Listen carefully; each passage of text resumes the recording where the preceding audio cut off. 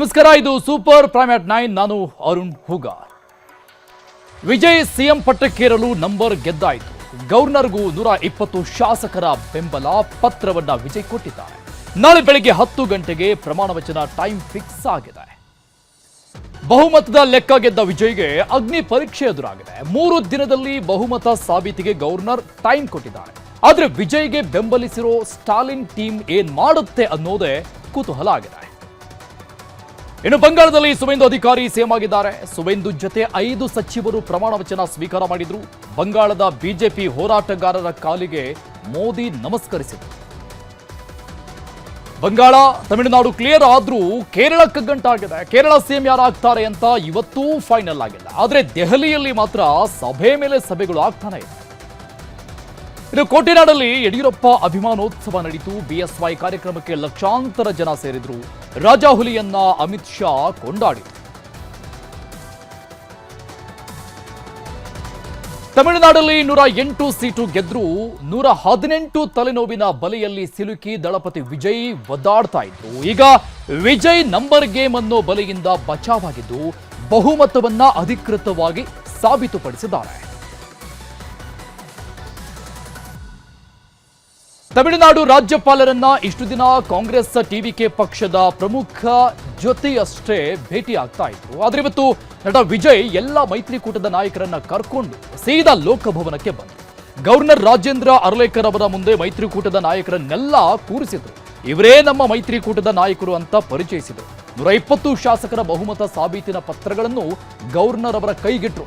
ಇಷ್ಟು ದಿನ ಗವರ್ನರ್ ಬಹುಮತ ಸಾಬೀತುಪಡಿಸಿ ಅಂತ ವಿಜಯ್ಗೆ ಶಾಕ್ ಕೊಡ್ತಾ ಇದ್ರು. ಬಹುಮತ ಸಾಬೀತುಪಡಿಸದಿದ್ರೆ ರಾಷ್ಟ್ರಪತಿ ಆಡಳಿತ ಜಾರಿಗೊಳಿಸೋಕು ರಾಜ್ಯಪಾಲರು ರೆಡಿ ಆಗ್ತಾ ಇದ್ರು. ಎಲ್ಲದರ ಜೊತೆಗೆ ಪುದುಚೇರಿಗೂ ಹಂಗಾಮಿ ರಾಜ್ಯಪಾಲರಾಗಿರೋ ಅರ್ಲೇಕರ್ 2 ದಿನ ಪುದುಚೇರಿ ಪ್ರವಾಸಕ್ಕೂ ಹೋಗೋಕೆ ರೆಡಿ ಆಗಿದ್ರು. ಅಷ್ಟರಲ್ಲೇ ವಿಜಯ್ ನಂಬರ್ ಗೇಮ್ ಗೆದ್ದು ಗವರ್ನರ್ ಮುಂದೆ ಸರ್ಕಾರ ರಚನೆಗೆ ಹಕ್ಕು ಮಂಡಿಸಿದ. ಇನ್ನು ಬಹುಮತ ನಂಬರ್ ಗೆಲ್ಲಲು ವಿಜಯ್ ಟಿವಿಕೆ ಪಕ್ಷದವರು ಪಟ್ಟ ಪಾಡು ಅಷ್ಟಿಷ್ಟಲ್ಲ. ನೆನ್ನೆ ಮಧ್ಯರಾತ್ರಿಯಿಂದ ವಿಜಯ್ ಟೀಮ್ ವಿಸಿಕೆ ಮತ್ತು ಮುಸ್ಲಿಂ ಲೀಗ್ ಪಕ್ಷದವರ ಬೆನ್ನು ಬಿದ್ದಿದ್ರು. ಆದ್ರೆ ವಿಜಯ್ ಪಕ್ಷಕ್ಕೆ ಬೆಂಬಲ ಸೂಚಿಸಲು ಎರಡೂ ಪಕ್ಷದವರು ಸಾಲು ಸಾಲು ಷರತ್ತುಗಳನ್ನು ಹಾಕಿದ್ರು.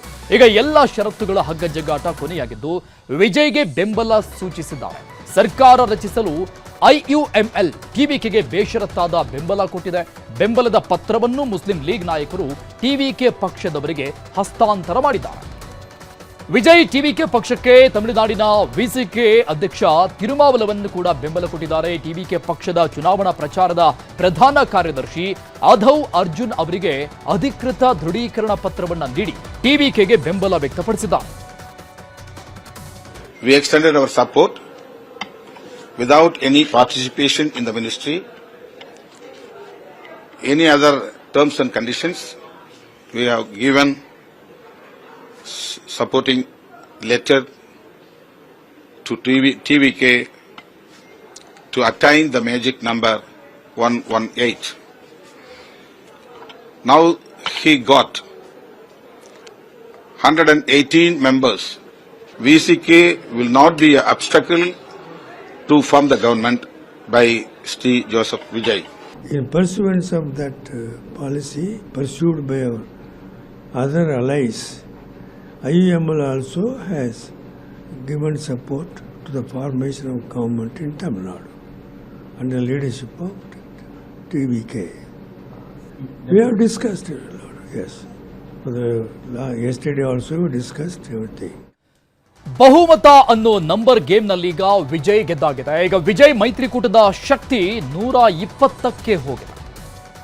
ತಮಿಳುನಾಡಲ್ಲಿ ಸರ್ಕಾರ ರಚನೆಗೆ ಬೇಕಾಗಿದ್ದಂತ ಸಂಖ್ಯೆ 118. ಈಗ ವಿಜಯ್ ಬಲ 120ಕ್ಕೆ ಹೋಗಿದೆ. ಹೀಗಾಗಿ ನಾಳೆನೆ ವಿಜಯ್ ತಮಿಳುನಾಡು ಮುಖ್ಯಮಂತ್ರಿಯಾಗಿ ಪ್ರಮಾಣ ವಚನ ಸ್ವೀಕಾರ ಮಾಡ್ತಾ ಇದ್ದಾರೆ. ಇದಕ್ಕಾಗಿ ಸಿದ್ಧತೆಗಳು ಕೂಡ ಈಗಾಗಲೇ ಆರಂಭ ಆಗ್ತಾ ಇದೆ. ದೃಶ್ಯದಲ್ಲಿ ನೋಡ್ತಾ ಇದ್ವಿ, 107 ಟಿವಿಕೆ ಹೊಂದಿದ್ರೆ ಕಾಂಗ್ರೆಸ್ 5 ಸ್ಥಾನಗಳ ಬೆಂಬಲವನ್ನ ವ್ಯಕ್ತಪಡಿಸಿದೆ. ಸಿಪಿಐ 2 ಸ್ಥಾನಗಳ ಬೆಂಬಲವನ್ನ ವ್ಯಕ್ತಪಡಿಸಿರುವಂತದ್ದು. ಇದರ ಜೊತೆಗೆ ಸಿಪಿಐಎಂ ಮತ್ತು ಸಿಪಿಎಂ ತಲಾ 2 ಸ್ಥಾನಗಳನ್ನು ಕೊಟ್ಟಿರುವಂತದ್ದು ಟಿವಿಕೆಗೆ. ಇದರ ಜೊತೆಗೆ ವಿಸಿಕೆ ಏನ್ ಮಾಡುತ್ತೆ ಅನ್ನೋದೇ ಇಲ್ಲಿವರೆಗೂ ಇದ್ದಂತ ಪ್ರಶ್ನೆಯಾಗಿತ್ತು. ಅವರು ಕೂಡ ಬೇಷರತ್ತಾಗಿ ಬೆಂಬಲವನ್ನ ವ್ಯಕ್ತಪಡಿಸಿರುವಂತದ್ದು. ಯಾವುದೇ ರೀತಿಯಾದಂತಹ ಷರತ್ತುಗಳನ್ನ ಹಾಕದೇನೆ ವಿಸಿಕೆ ಕೂಡ ಟಿವಿಕೆಗೆ ಬೆಂಬಲವನ್ನ ವ್ಯಕ್ತಪಡಿಸಿದೆ.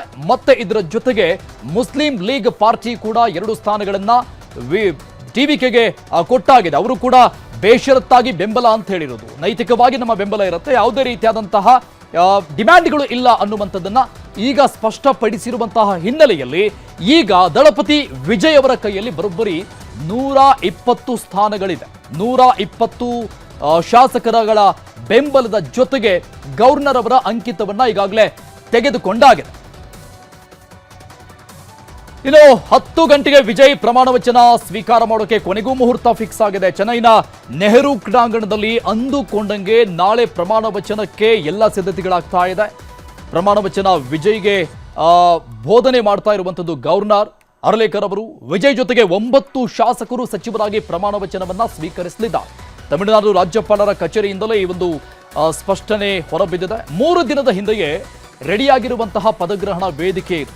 ಬಟ್ ಈ ಹಾವು ಏಣಿ ಆಟದಲ್ಲಿ ಇದು ಹಿಂದಕ್ಕೆ ಹೋಗ್ತಾ ಇತ್ತು. ಚೆಂಗಲ್ಪಟ್ಟು ರೆಸಾರ್ಟ್ನಲ್ಲಿರುವಂತಹ ಟಿವಿಕೆ ಶಾಸಕರು ರೆಸಾರ್ಟ್ನಿಂದ ನಾಳೆ ಚೆನ್ನೈಗೆ ಆಗಮಿಸ್ತಾ ಇದ್ದಾರೆ. ಟಿವಿಕೆ ಪಡೆ 10,000ಕ್ಕೂ ಹೆಚ್ಚು ಪೊಲೀಸರಿಂದ ಭದ್ರತೆಗೆ ವ್ಯವಸ್ಥೆಗಳನ್ನು ಈಗಾಗಲೇ ಮಾಡಿಕೊಳ್ಳಲಾಗಿದೆ. ತಮಿಳುನಾಡಿಗೆ ಮುಖ್ಯಮಂತ್ರಿ ಆಗ್ತಿರೋ ವಿಜಯ್ಗೆ ಇಲ್ಲಿವರೆಗೂ ನೋಡಿದ್ದು ಬರೀ ನಂಬರ್ ಗೇಮ್ ಆಟ ಮಾತ್ರ. ಆದ್ರೆ ವಿಜಯ್ಗೆ ನಾಳೆಯಿಂದ ಅಸಲಿ ಅಗ್ನಿ ಪರೀಕ್ಷೆ ಶುರುವಾಗ್ತಾ ಇದೆ. ನಟ ವಿಜಯ್ಗೆ ಬೆಂಬಲ ಕೊಟ್ಟಿರುವಂತಹ ಎಲ್ಲಾ ಪಕ್ಷಗಳು ವಿಜಯ್ ಕಡು ವಿರೋಧಿ ಪಡೆಯ ಸ್ನೇಹಿತರೆ. ತಮಿಳುನಾಡಲ್ಲಿ ಡಿಎಂಕೆ ಮೈತ್ರಿಕೂಟದಲ್ಲಿದ್ದಂತಹ ಪಕ್ಷಗಳೇ ಯಾವ ಡಿಎಂಕೆ ಪಕ್ಷದ ರಾಜಕಾರಣವನ್ನ ವಿರೋಧಿಸಿ ವಿಜಯ್ ಪಟ್ಟಕ್ಕೆ ಏರ್ತಾ ಇದ್ದಾರೋ ಈಗ ಅದೇ ಡಿಎಂಕೆ ಮಿತ್ರರ ಬೆಂಬಲವನ್ನ ಕೊಡಿಸಿ ಹೊಸ ಆಟ ಶುರು ಮಾಡ್ತಾ ಇದೆ. ವಿಜಯ್ ಸರ್ಕಾರಕ್ಕೆ ಅಗ್ನಿ ಪರೀಕ್ಷೆಯನ್ನೂ ತಂದಿಟ್ಟಿದೆ. ಇದಕ್ಕೆ ಸಾಕ್ಷಿ ಡಿಎಂಕೆ ನಾಯಕ ಇಳಂಗೋವನ್ ಕೊಟ್ಟಿರುವಂತಹ ಆಶ್ಚರ್ಯಕರ ಹೇಳಿಕೆ. Yeah, but they are not part of the team. They just want a government to be formed because for the past 3-4 days government could not be formed because of want of numbers. So they have said that we will stick to our policies. We are only giving outside support. That's all. Congress should have come and met our leader because 5 of we had given them 28 seats and 5 members have won, and we had also given them 1 Rajya Sabha seat which they have taken, but they have not come. That is Congress. That is why Congress is losing in many of the states.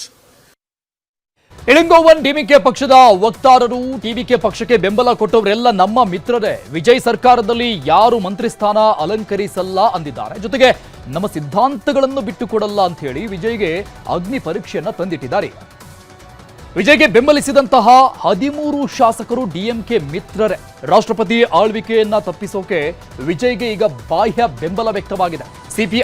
CPIM ಕಾಂಗ್ರೆಸ್ನವರು ಸಂಪುಟ ಸೇರಬಹುದು. ಆದ್ರೆ VCK ಐಯುಎಂಎಲ್ನ 4 ಶಾಸಕರದ್ದೇ ಈಗ ವಿಜಯ್ಗೆ ದೊಡ್ಡ tension ಆಗ್ಬಿಟ್ಟಿದೆ. ಸದ್ಯಕ್ಕೆ 6 ತಿಂಗಳು ಸರ್ಕಾರ ಹೇಗೆ ನಡೆಸ್ತಾರೆ ಅಂತ ನೋಡ್ತಾರೆ. 6 ತಿಂಗಳ ಬಳಿಕ ಏನಾದ್ರೂ ಬದಲಾವಣೆ ಆಗಬಹುದು. ಡಿಎಂಕೆ ಮತ್ತು ಎಐಡಿಎಂಕೆ ಒಂದಾದ್ರೆ ವಿಸಿಕೆ ಆಚೆ ಬರಬಹುದು.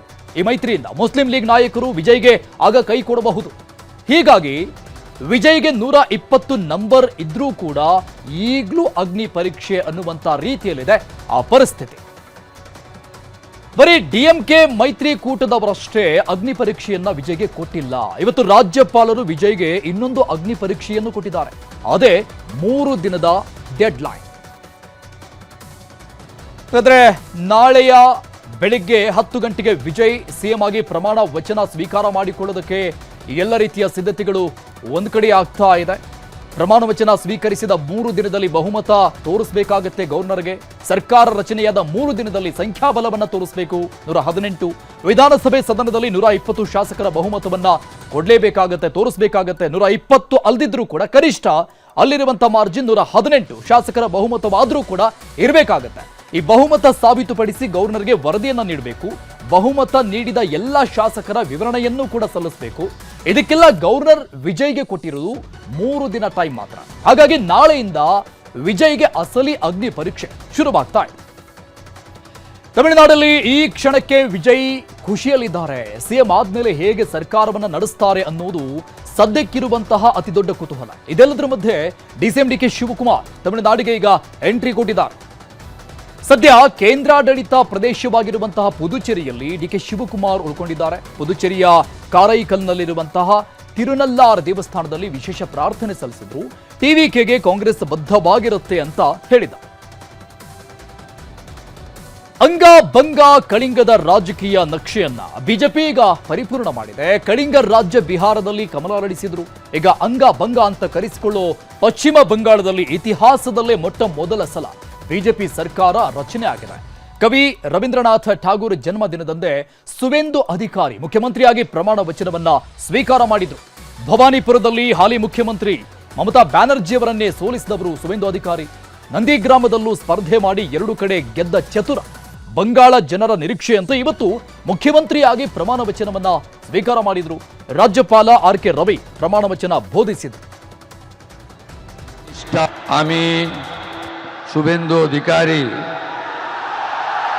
ঈশ্বরের নামে শপথ করিতেছি যে বিধি দ্বারা স্থাপিত ভারতের সংবিধানের প্রতি আমি অকৃত্রিম নিষ্ঠা ও আনুগত্য পোষণ করিব। আমি ভারতের সার্বভৌমত্ব ও অখণ্ডতা রক্ষা করিব। পশ্চিমবঙ্গ রাজ্যের মুখ্যমন্ত্রী রূপে আমার কর্তব্যসমূহ নিষ্ঠাপূর্বক এবং বিবেকসম্মতভাবে নির্বাহ করিব এবং ভয় বা পক্ষপাত প্রীতি বা বিদ্বেষ রহিত হইয়া সকল শ্রেণীর জনগণের প্রতি সংবিধান ও বিধি অনুসারে ন্যায়াচরণ করিব। ಪ್ರಮಾಣ ವಚನ ಸ್ವೀಕರಿದಾಕ್ಷಣ ಸುವೇಂದು ಅಧಿಕಾರಿ ಸೀದಾ ಪ್ರಧಾನಿ ಮೋದಿ ಹತ್ರ ಹೋದ್ರು, ಧನ್ಯವಾದ ತಿಳಿಸಿದ್ರು. ಪ್ರಧಾನಿ ಮೋದಿ ಅವರು ಸುವೇಂದು ಅಧಿಕಾರಿಯ ಬೆನ್ನು ತಟ್ಟಿ ಒಳ್ಳೆ ಕೆಲಸ ಮಾಡುವಂತ ಶುಭಾಶಯ ತಿಳಿಸಿದ್ರು. ಆಮೇಲೆ ಸುವೇಂದು ಅಧಿಕಾರಿ ಅಮಿತ್ ಶಾ ಅವರ ಕಾಲಿಗೆ ಬಿದ್ದು ಆಶೀರ್ವಾದ ಪಡೆದ್ರು. ಉತ್ತರ ಪ್ರದೇಶ ಮುಖ್ಯಮಂತ್ರಿ ಯೋಗಿ ಆದಿತ್ಯನಾಥ್ ಸುವೇಂದುಗೆ ಕೇಸರಿ ಶಾಲು ಹಾಕಿದಾಗ ಜನರಿಂದ ಬಂದಂತಹ ಶೀಳೆ ಚಪ್ಪಾಳೆ ಅಪಾರವಾಗಿದೆ.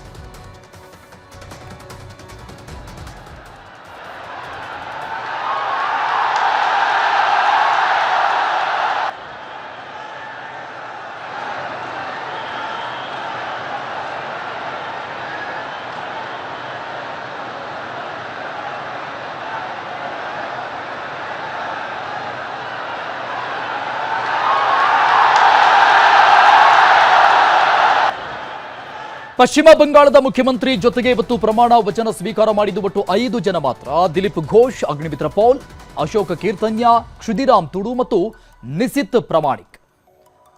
61 ವರ್ಷದ ಹಿರಿಯ ಬಿಜೆಪಿ ನಾಯಕ ಮತ್ತು ಪಶ್ಚಿಮ ಬಂಗಾಳದ ಮಾಜಿ ಬಿಜೆಪಿ ಮುಖ್ಯಸ್ಥ ದಿಲೀಪ್ ಘೋಷ್ ಪೂರ್ಣಾವಧಿಯ RSS ಪ್ರಚಾರಕರಾಗಿ ತಮ್ಮ ರಾಜಕೀಯ ಜೀವನವನ್ನ ಪ್ರಾರಂಭ ಮಾಡಿದರು.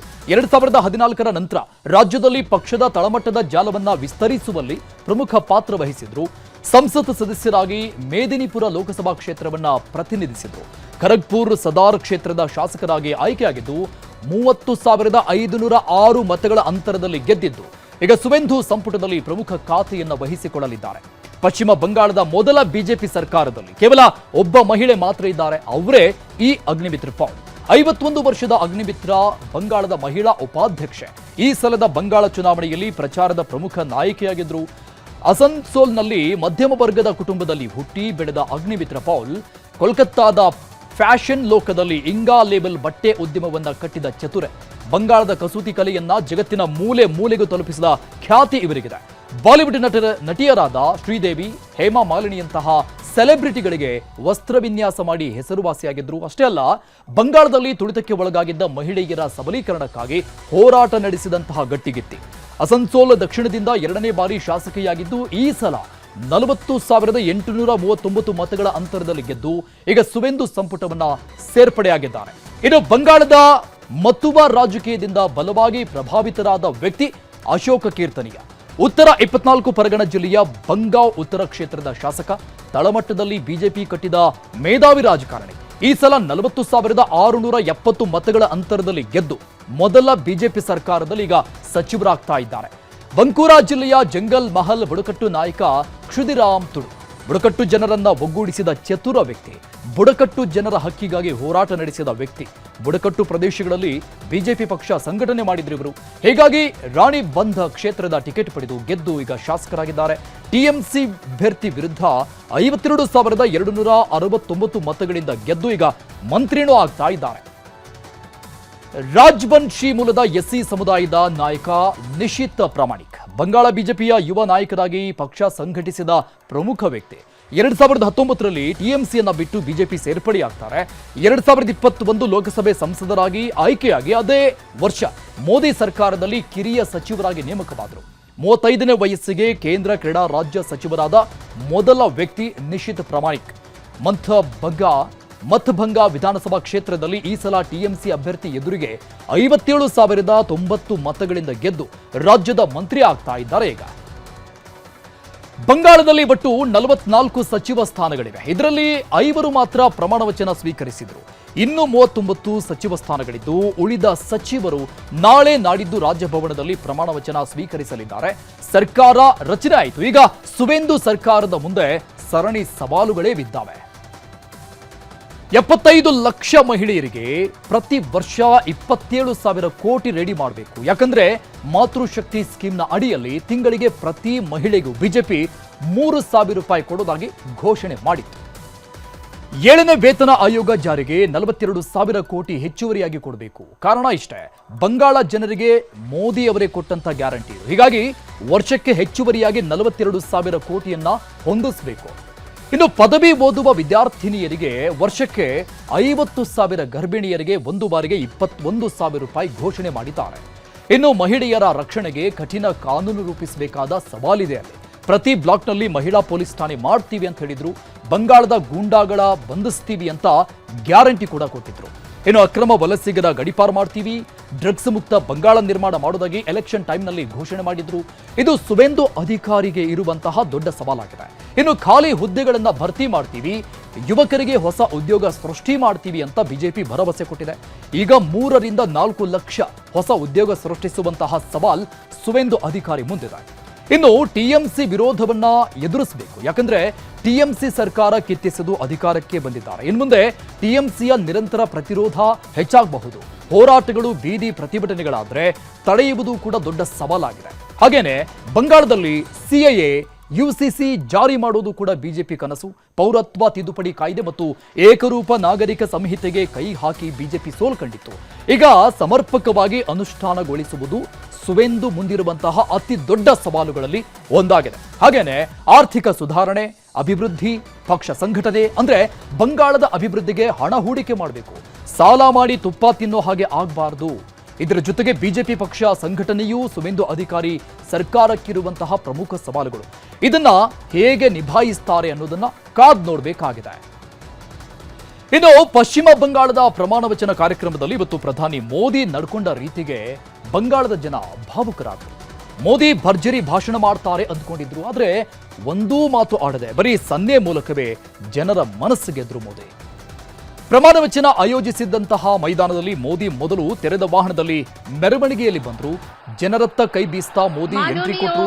ಆಮೇಲೆ ನೋಡಿದ್ರೆ ವಾಹನದಿಂದ ಕೆಳಗಿಳಿದು ಜನರ ಮಧ್ಯಾಹ್ನ ಮೋದಿ ನಡ್ಕೊಂಡೇ ವೇದಿಕೆಗೆ ಬಂದು ಅಚ್ಚರಿ ಮೂಡಿಸಿದ್ರು. ಆಗ ಮೋದಿ ಜೊತೆ ಇದ್ದದ್ದು ಸುವೇಂದು ಅಧಿಕಾರಿ, ಇನ್ನೊಬ್ರು ಬಿಜೆಪಿ ರಾಜ್ಯಾಧ್ಯಕ್ಷ ಸಮೀಕ್ ಭಟ್ಟಾಚಾರ್ಯ. ವೇದಿಕೆಗೆ ಬಂದ ಮೋದಿ ಮೊದಲು ನಮಿಸಿದ್ದು ಬಂಗಾಳದ ರವೀಂದ್ರನಾಥ್ ಠಾಗೂರ್ ಅವರ ಭಾವಚಿತ್ರಕ್ಕೆ. ಬಂಗಾಳದ ಜನ ಗುರುದೇವರು ಅಂತಾನೆ ಆರಾಧಿಸೋ ಬಂಗಾಳ ಕವಿ ರವೀಂದ್ರನಾಥ್ ಠಾಗೂರ್ ಅವರಿಗೆ ಮೋದಿ ಮೊದಲು ನಮಿಸಿದ್ರು. ಮೋದಿ ಜೊತೆ ಸುವೇಂದು ಅಧಿಕಾರಿಯು ಠಾಗೂರ್ಗೆ ನಮಿಸಿದಾಗ ಅಲ್ಲಿದ್ದ ಲಕ್ಷಾಂತರ ಜನ ಒಂದು ಕ್ಷಣ ಮೌನವಾದರು. ಎಲ್ಲಕ್ಕಿಂತ ಪ್ರಧಾನಿ ಮೋದಿಯವರ ಅಚ್ಚರಿ ನಡವಳಿಕೆ ಅಂದ್ರೆ ಅದು ಬಿಜೆಪಿಯ ಹಿರಿಯ ಕಾರ್ಯಕರ್ತರನ್ನ ಸನ್ಮಾನಿಸಿ ಕಾಲಿಗೆ ಬಿದ್ದದ್ದು. ಮಹಾವೇದಿಕೆಯಲ್ಲಿ ಮೋದಿ ಮೊದಲು ಗೌರವಿಸಿದ್ದು ಬಿಜೆಪಿಯ ಹಿರಿಯ ಕಟ್ಟಾಳು ಶ್ರೀ ಮಖನ್ ಲಾಲ್ ಸರ್ಕಾರ್ ಅವರಿಗೆ. ಶಾಲು ಹೊದಿಸಿ ಅಪ್ಪುಗೆ ಕೊಟ್ಟರು, ಕಾಲಿಗೆ ಬಿದ್ದು ನಮಸ್ಕರಿಸಿದ್ರು. ಆಗ ಇಡೀ ವೇದಿಕೆಯೇ ಎದ್ದು ನಿಂತು ಚಪ್ಪಾಳಿಯನ್ನ ತಟ್ಟು.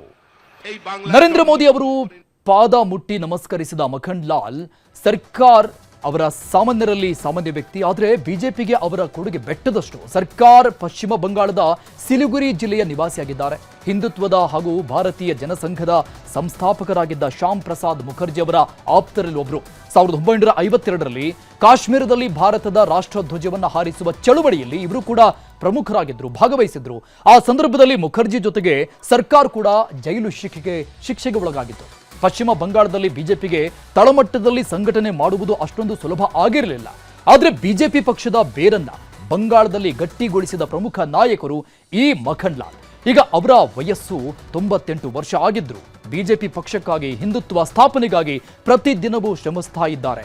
ಅತ್ಯಂತ ಹಿರಿಯ, ಸರಳ, ಸಜ್ಜನ ರಾಜಕಾರಣಿ. ಹಾಗಾಗಿನೇ ಮೋದಿ ಮಖನ್ ಲಾಲ್ ಅವರ ಕಾಲಿಗೆ ಬಿದ್ದು ಆಶೀರ್ವಾದವನ್ನ ಪಡೆದ್ರು. ಅಷ್ಟೇ ಅಲ್ಲ, ವೇದಿಕೆಯಲ್ಲಿದ್ದಂಥ ಎಲ್ಲ ಬಿಜೆಪಿ ಪ್ರಮುಖ ನಾಯಕರನ್ನ ಮೋದಿ ಮಾತಾಡಿಸಿದ್ರು.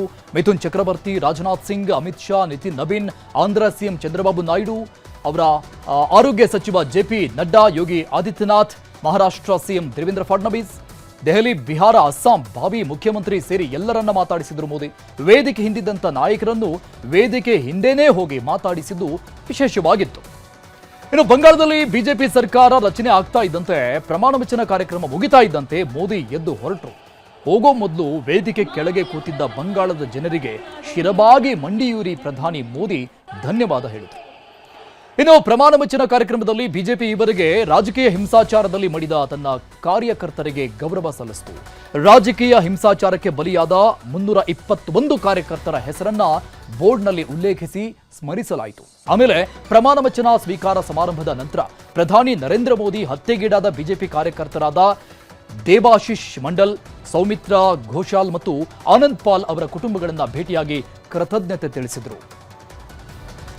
ಬಂಗಾಳದಲ್ಲಿ ಬಿಜೆಪಿ ಪ್ರಮಾಣ ವಚನ ಸ್ವೀಕಾರ ಕೊನೆಯಾಗಿದೆ. ಆದರೆ ಕೇರಳಂನ ಕಾಂಗ್ರೆಸ್ನಲ್ಲಿ ಪ್ರಮಾಣ ವಚನಕ್ಕೆ ಇನ್ನೂ ಶುಭ ಗಳಿಗೆ ಕೂಡಿ ಬಂದಿಲ್ಲ. ಸಿಎಂ ಯಾರು ಅನ್ನೋ ಹಗ್ಗಜಗ್ಗಾಟ 6 ದಿನವೂ ಕಾಂಗ್ರೆಸ್ಗೆ ಕಗ್ಗಂಟಾಗಿದೆ. ಕೇರಳದ ಹೊಸ ಮುಖ್ಯಮಂತ್ರಿ ಘೋಷಣೆಗೆ ಕಾಂಗ್ರೆಸ್ನಲ್ಲಿ ತಿನುಕಾಟ ನಡೀತಾ ಇದೆ. ನಾನಾಗಬೇಕು ಅಂತ ಈಗ 3 ಮುಖ್ಯಮಂತ್ರಿ ಅಭ್ಯರ್ಥಿಗಳು ಹಗ್ಗಜಗ್ಗಾಟ ನಡೆಸ್ತಾನೆ ಇದ್ದಾರೆ. ಕೇರಳಂ ವಿಧಾನಸಭಾ ಚುನಾವಣೆಯಲ್ಲಿ 99 ಸ್ಥಾನಗಳೊಂದಿಗೆ ಭರ್ಜರಿ ಜಯಗಳಿಸಿದ ಕಾಂಗ್ರೆಸ್ ಮೈತ್ರಿಕೂಟಕ್ಕೆ ಈಗ ಮುಂದಿನ ಮುಖ್ಯಮಂತ್ರಿಯಾಗಿ ಯಾರನ್ನು ಮಾಡಬೇಕು ಅನ್ನೋದೇ ದೊಡ್ಡ ತಲೆನೋವಾಗಿದೆ.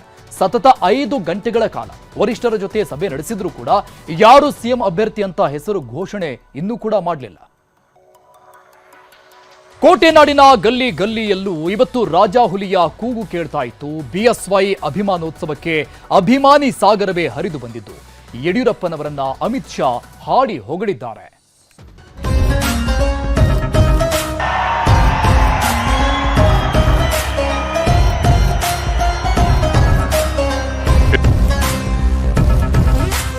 ಬಿಎಸ್ ಯಡಿಯೂರಪ್ಪ ರಾಜ್ಯ ಬಿಜೆಪಿ ಪಾಲಿನ ಹೆಗ್ಗುರುತು. ಕರ್ನಾಟಕದಲ್ಲಿ ಬಿಜೆಪಿ ಕಟ್ಟಿ ಬೆಳೆಸಿದವರಲ್ಲಿ ಮುಂಚೂಣಿ ನಾಯಕ. ರಾಜ್ಯದ ಉದ್ದಗಲಕ್ಕೂ ಸೈಕಲ್ನಲ್ಲಿ ಸುತ್ತಿ ಪಕ್ಷ ಕಟ್ಟಿದ ರೈತ ನಾಯಕ. ದಕ್ಷಿಣ ಭಾರತದಲ್ಲಿ ಮೊಟ್ಟಮೊದಲ ಬಾರಿಗೆ ಕಮಲ ಅರಳುವಂತೆ ಮಾಡಿದ ಛಲಗಾರ. ಎಂಥ ಮಹಾನ್ ನಾಯಕ ರಾಜಕೀಯಕ್ಕೆ ಅಡಿಯಿಟ್ಟು ಭರ್ತಿ 50 ವರ್ಷಗಳೇ ತುಂಬಿ ಹೋಗಿದೆ. ಹೀಗಾಗಿಯೇ ಯಡಿಯೂರಪ್ಪ ಹೆಸರಲ್ಲಿ ಅದ್ಧೂರಿ ಅಭಿಮಾನೋತ್ಸವ ಆಚರಿಸಲಾಯಿತು. ಕೋಟೆನಾಡು ಚಿತ್ರದುರ್ಗದಲ್ಲಿ ಬಿಎಸ್ವೈ ಅಭಿಮಾನೋತ್ಸವದ ಕೇಕೆ ಮುಗಿಲು ಮುಟ್ಟಿತ್ತು.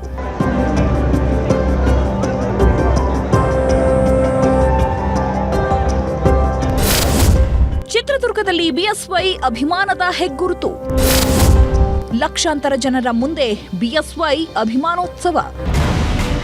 ಯಡಿಯೂರಪ್ಪ ಪಾಲಿಗೆ ಇವತ್ತು ಮರೆಯಲಾಗದ ದಿನ. ರಾಜಕೀಯದ ಮುತ್ಸದಿಗೆ ಕಮಲ ನಾಯಕರು ಗೌರವ ಅರ್ಪಿಸಿದ ದಿನ. ರಾಜಕೀಯದಲ್ಲಿ 50 ವರ್ಷದ ಸುದೀರ್ಘ ದಾಖಲೆ ಬರೆದ ನಾಯಕನನ್ನ ಕಮಲ ಪಡೆ ಹಾಡಿ ಹೊಗಳಿದೆ. ಚಿತ್ರದುರ್ಗದ ಮಾತಾರ ಚೆನ್ನಯ್ಯ ಗುರುಪೀಠದ ಹಿಂಭಾಗದಲ್ಲಿ ಬೃಹತ್ ಕಾರ್ಯಕ್ರಮ ಏರ್ಪಡಿಸಲಾಗಿತ್ತು. ಬಿಎಸ್ವೈ ವಿಜಯೋತ್ಸವಕ್ಕೆ ಲಕ್ಷಾಂತರ ಕಾರ್ಯಕರ್ತರು ಆಗಮಿಸಿದ್ದು ಅಮಿತ್ ಶಾ ಜೊತೆ ನಾಯಕರ ದಂಡೆ ಸೇರಿತ್ತು. अमित शाह जी को बहुत बहुत स्वागत, जोरदार तालियों के साथ वेलकम। अमित शाह स्वागत से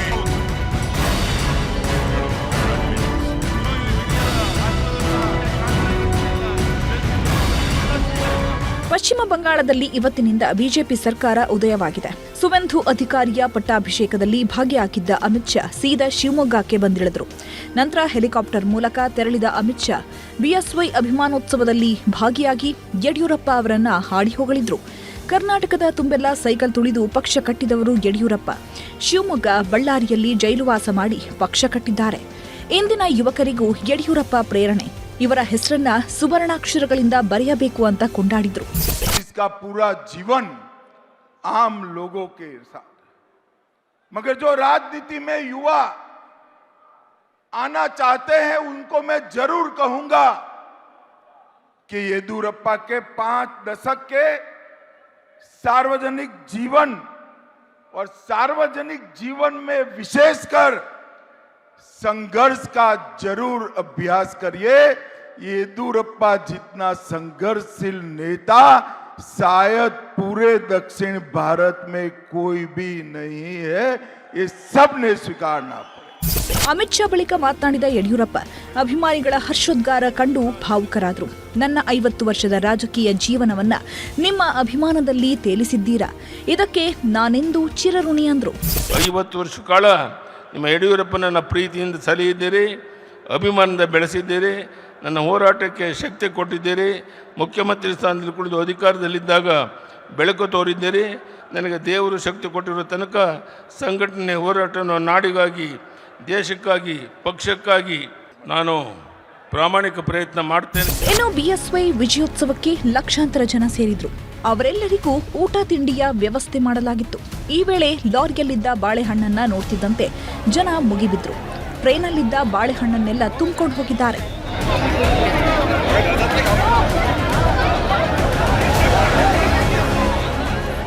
ಒಟ್ನಲ್ಲಿ ಬಿಎಸ್ವೈ ವಿಜಯೋತ್ಸವ ಅದ್ಧೂರಿಯಾಗಿ ನಡೆದಿದ್ದು ಕಾರ್ಯಕರ್ತರ ಸಂಭ್ರಮ ಮುಗಿಲು ಮುಟ್ಟಿತ್ತು. ವಿನಾಯಕ ತೊಡರ್ನಾಳ್, ನ್ಯೂಸ್ 18, ಚಿತ್ರದುರ್ಗ. ಈಗ ರಾಜ್ಯ, ದೇಶ, ವಿದೇಶಗಳ ಇತರೆ ಪ್ರಮುಖ ಸುದ್ದಿಗಳನ್ನು ನೋಡೋಣ.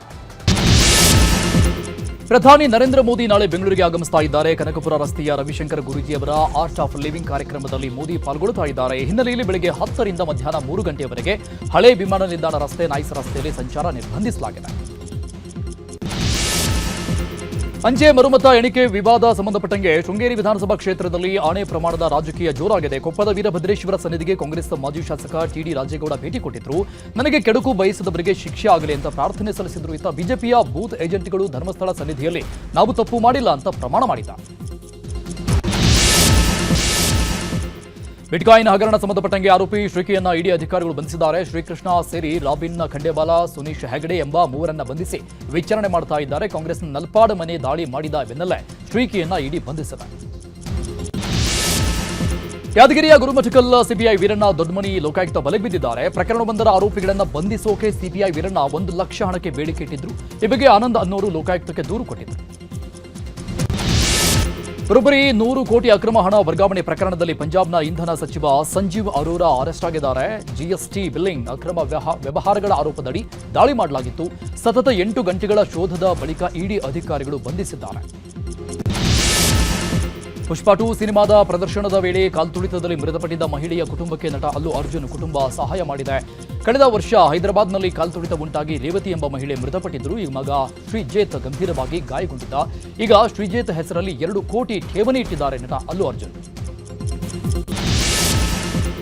ಭಾರತೀಯ ಸಶಸ್ತ್ರ ಪಡೆಗಳ ಚೀಫ್ ಆಫ್ ಡಿಫೆನ್ಸ್ ಸ್ಟಾಫ್ ಆಗಿ lieutenant general NS Raja Subramani ನೇಮಕ ಆಗಿದ್ದಾರೆ. ಹಾಗೆ ಭಾರತೀಯ ನೌಕಾಪಡೆಯ ನೂತನ ಮುಖ್ಯಸ್ಥರಾಗಿ ವೈಸ್ ಅಡ್ಮಿರಲ್ ಕೃಷ್ಣ ಸೋಮನಾಥನ್ ಅವರನ್ನ ಕೇಂದ್ರ ಸರ್ಕಾರ ನೇಮಿಸಿದೆ. ಭಾರತೀಯ ಕ್ರಿಕೆಟ್ ತಂಡದ ಮುಖ್ಯ ಕೋಚ್ ಗೌತಮ್ ಗಂಭೀರ್ ಮಾತಾ ವೈಷ್ಣೋದೇವಿಯ ದರ್ಶನ ಪಡೆದಿದ್ದಾರೆ. ಜಮ್ಮು ಮತ್ತು ಕಾಶ್ಮೀರದ ಕತ್ರಾದಲ್ಲಿರುವ ಮಾತಾ ವೈಷ್ಣೋದೇವಿ ದೇವಸ್ಥಾನಕ್ಕೆ ಕುಟುಂಬ ಸಮೇತ ಗೌತಮ್ ಗಂಭೀರ್ ಭೇಟಿ ಕೊಟ್ಟು ಪ್ರಾರ್ಥನೆ ಸಲ್ಲಿಸಿದ್ದಾರೆ. ಸುದೀರ್ಘ ಕಾಲದಿಂದ ನಡೀತಾ ಇರುವ ರಷ್ಯಾ ಉಕ್ರೇನ್ ನಡುವಿನ ಯುದ್ಧಕ್ಕೆ 3 ದಿನ ಕದನ ವಿರಾಮ ಘೋಷಿಸಲಾಗಿದೆ. ಅಮೆರಿಕ ಅಧ್ಯಕ್ಷ ಟ್ರಂಪ್ ಮಧ್ಯಸ್ಥಿಕೆಯಲ್ಲಿ ಉಭಯ ದೇಶಗಳ ನಡುವೆ ಶಾಂತಿ ಸ್ಥಾಪಿಸುವ ನಿಟ್ಟಿನಲ್ಲಿ ಕದನ ವಿರಾಮ ಘೋಷಿಸಲಾಗಿದೆ. ಭಾರತ ಸೇರಿದಂತೆ ಜಗತ್ತಿನ ವಿವಿಧ ದೇಶಗಳ ಮೇಲೆ ಅಮೆರಿಕ ವಿಧಿಸಿದ್ದ 10% ಸುಂಕ ನೀತಿಗೆ ಅಮೆರಿಕದ ಫೆಡರಲ್ ನ್ಯಾಯಾಲಯ ತಡೆ ನೀಡಿದೆ. ಈ ಮೂಲಕ ಅಧ್ಯಕ್ಷ ಡೊನಾಲ್ಡ್ ಟ್ರಂಪ್ಗೆ ಕೋರ್ಟ್ ಶಾಕ್ ಕೊಟ್ಟಿದೆ. ಮಧ್ಯಪ್ರಾಚ್ಯದಲ್ಲಿ ಹಾರ್ಮುಜ್ ಬಿಕ್ಕಟ್ಟಿನ ನಡುವೆ ಇರಾನ್ನ ಆರ್ಥಿಕ ಜೀವನಾಡಿಯಾಗಿರುವ ಖಾರ್ಗ ದ್ವೀಪದಲ್ಲಿ ತೈಲ ಸೋರಿಕೆಯಾಗಿದೆ. ದ್ವೀಪದ ಸುತ್ತಲಿನ ಜಲ ಪ್ರದೇಶದಲ್ಲಿ ಸುಮಾರು 20 ಚದರ ಮೈಲಿಗಿಂತಲೂ ಹೆಚ್ಚು ಪ್ರದೇಶದಲ್ಲಿ ತೈಲದ ಪದರ ಆವರಿಸಿರುವುದು ಸ್ಯಾಟಲೈಟ್ನಲ್ಲಿ ಸೆರೆಯಾಗಿದೆ. ಹಾರ್ಮುಜ್ ಜಲಸಂಧಿ ಸಮೀಪದಲ್ಲಿ ಸಂಚಾರ ಮಾಡ್ತಾ ಇದ್ದ ಹಡಗಿನಲ್ಲಿ ಭಾರಿ ಬೆಂಕಿ ಕಾಣಿಸಿಕೊಂಡಿದೆ. ಬೆಂಕಿ ಅವಘಡದ ಬಳಿಕ ಹಡಗು ಪಲ್ಟಿಯಾಗಿದ್ದು, ಈ ಘಟನೆಯಲ್ಲಿ ಒಬ್ಬ ಭಾರತೀಯ ನಾವಿಕ ಸಾವನ್ನಪ್ಪಿದ್ದಾರೆ. 4 ಗಂಭೀರ ಗಾಯ ಆಗಿದೆ. ಡಿಆರ್ಡಿಒ ಅಭಿವೃದ್ಧಿಪಡಿಸಿರುವ ಅಗ್ನಿ ಕ್ಷಿಪಣಿಯ ಉಡಾವಣೆಯನ್ನ ಯಶಸ್ವಿಯಾಗಿ ಪರೀಕ್ಷಿಸಲಾಗಿದೆ. ಒಡಿಶಾದ ಡಾಕ್ಟರ್ ಎಪಿಜೆ ಅಬ್ದುಲ್ ಕಲಾಂ ದ್ವೀಪದಿಂದ ಯಶಸ್ವಿಯಾಗಿ ಪರೀಕ್ಷೆ ಮಾಡಲಾಯಿತು. ಈ ಅಗ್ನಿ ಕ್ಷಿಪಣಿಯು ಮಲ್ಟಿಪಲ್ ಇಂಡಿಪೆಂಡೆಂಟ್ಲಿ ಟಾರ್ಗೆಟೆಡ್ ರಿ ಎಂಟ್ರಿ ವೆಹಿಕಲ್ ವ್ಯವಸ್ಥೆಯನ್ನ ಹೊಂದಿದೆ.